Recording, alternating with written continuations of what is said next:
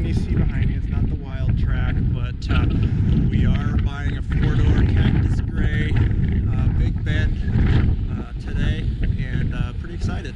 We were not planning on getting a Bronco this soon. We had a reservation in since December of last year. We were planning on putting in an order for a two-door. We stopped down last night and I said, "You can't buy this one, can you?" And they're like, "Well, if you have a reservation, we can sell it to you right now." Ford just started letting them sell some of their demo models to reservation holders. So we're gonna go ahead and buy this one and enjoy the four-door for a while, and maybe we'll put in another order for a two-door. So stick around here and take a look at the new ride. All right, guys, let's go check it out. They got it inside for us. I think it's all cleaned up. There it is. Big Bend Cactus Gray. Nice. Yeah, they got it all shined up for us. It's not a two-door, but it's a Bronco, and it's the full size. None of that Bronco Sport stuff.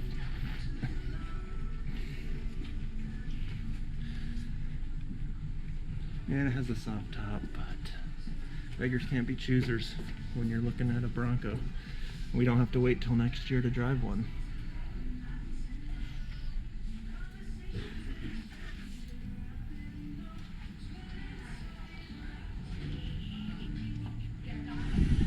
Alright guys, there it is. It's maiden voyage. Ready to go home.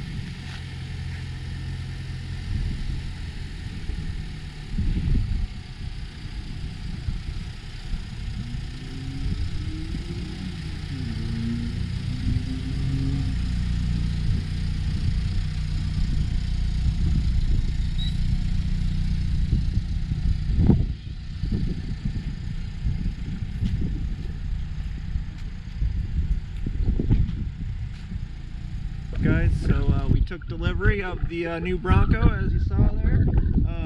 We've had it for about a week now. Got to put a few miles on it. Thought we would give you a little up close and personal walk around here, a little closer than the delivery there.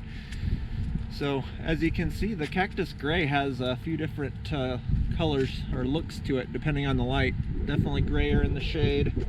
When the sun hits it, it definitely gets a little hint of green in there, I would say. Definitely glad that I went with this color. I think out of all the colors I've seen in person so far, this is my favorite.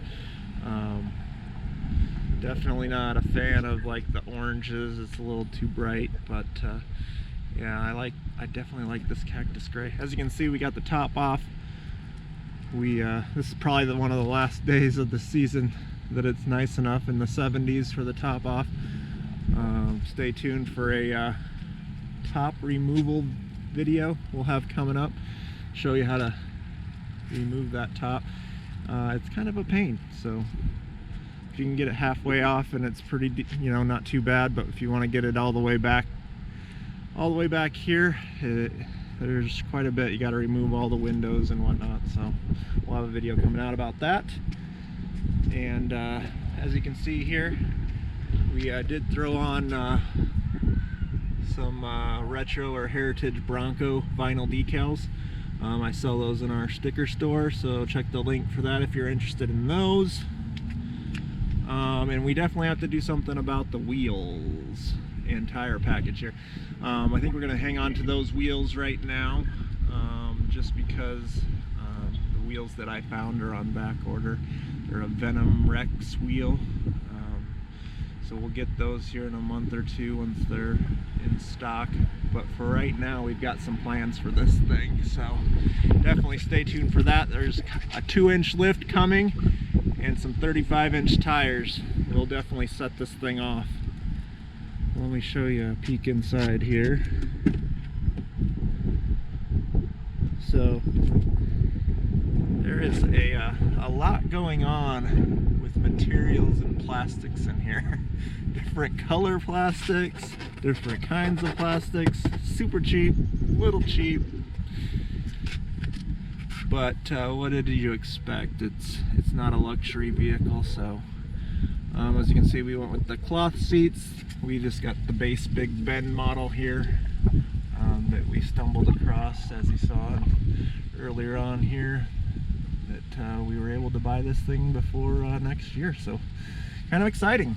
But as you can see, you got your lights up in here. I'll show you the dash here. This is one thing that I'm not used to yet. I don't know if I care for that big digital dash there. It's kind of odd because they got the analog speedometer there and then that big dash. And the weird thing is it has a digital speedometer right there too, and it has the tiniest numbers ever. You'd think if it was going to have a digital dash it'd have some big numbers, but it doesn't. It does have Apple CarPlay, which is very nice, through Bluetooth. Our Explorer, our last Explorer is a 2017, and you'd have to hook up the USB cable to use the CarPlay, so it's very nice to be able to do that Bluetooth. As you can see here, we don't have a ton of goat modes, as this is the base. So you got your 4 low, 2 high, 4 high. You have, I think everybody gets the hill descent feature, which is nice, but we don't even get the 4 automatic option here, so you kind of got to throw it into 4 high or do the goat modes. So you can flip. I'm gonna hit OK here. There we go. We can flip the goat through the goat modes here that we get, at least on this model. So we got the normal, we got eco, and sport. We got the slippery, mud ruts, 4x4 shift in progress, sand. So yeah, we got a few goat modes there, but not as many as the other ones. Yeah, as you can see up here, we don't have as many buttons up here. We don't have all the lockers, unfortunately.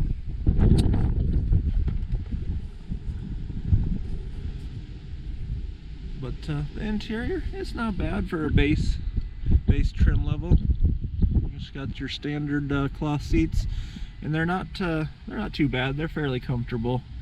The only pain is you gotta do the pump action. They don't have any electric seats, no power sliding, no anything. So lots of manual adjustments.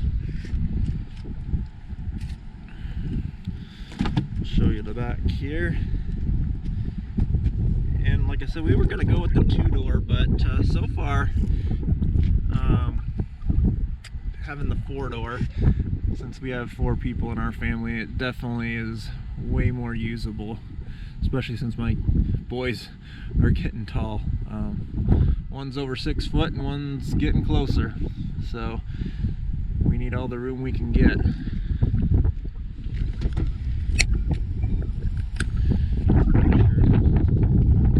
Rear hatch there that you can fold the seats down.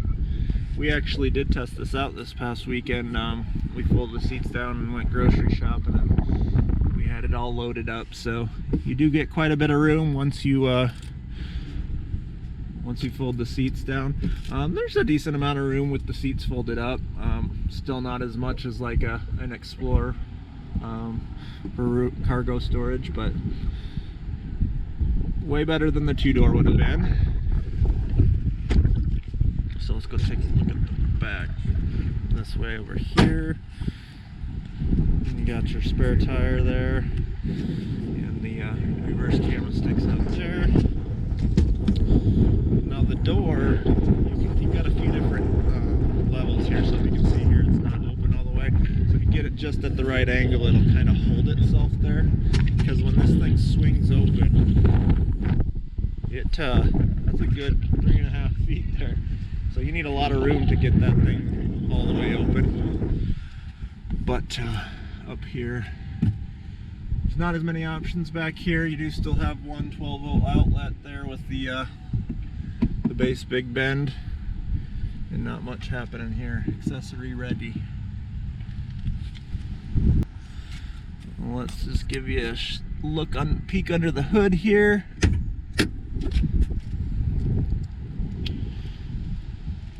Underneath the very ugly hood. There is that not so pretty engine bay. If I come up with covers. So the Big Bend base has the 4-cylinder, as you can tell here. And I've actually been quite surprised by the torquiness. That's the boost pins. It actually gets up and moves pretty good with the little 4-cylinder. So I have not been in the 6-cylinder model, but our Explorer has the 3.5 twin turbo, so I know that has quite a bit of power and torque. So for what we're going to use it for, the 4-cylinder's fine. It's just going to be our fun toy, summer toy cruiser. I will say that the engine is fairly noisy, and I don't know if it's because it doesn't have any of the covers, like the plastic insulating covers, or if that's just the nature of the Bronco, or if all these 4-cylinders are that way.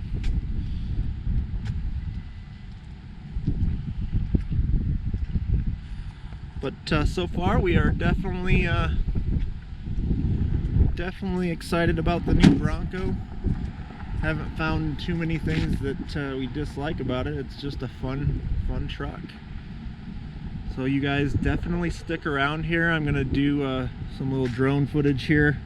Check out this thing from above, and stay tuned for what we have coming up next. We should have a 2-inch lift with some 35s here coming up soon. So stay tuned for that. Thanks for watching, guys. Have a good one.